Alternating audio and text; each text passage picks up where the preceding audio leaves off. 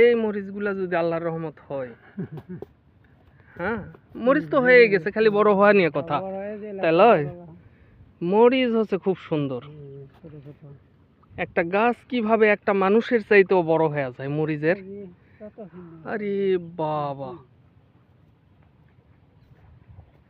এই গাছের মধ্যে ওষুধ দেন কেমনি? গাছের মধ্যে তো ঢোকা বিপদ। যে সুন্দর আল্লাহ দিলে ঝাপ আসিছে, এটা যদি খুব বেশি না, যদি 50 টাকাও কেজি থাকে তো মার্শাল্লাহ অনেক টাকা বেচতে পারবেন। কিন্তু পরিশ্রম আছে, প্রচুর পরিশ্রম। হ্যাঁ ধরি উঠছে, এগুলান তুলেন কেমনি? হাই হাই, এগুলান বড় হলে তো একেবারে বিপদ ধরা ফালাবে। এই গাছটা কত বড় চিন্তা করা যায়, এটা তো আম বাগানের মতো হয়ে গেছে।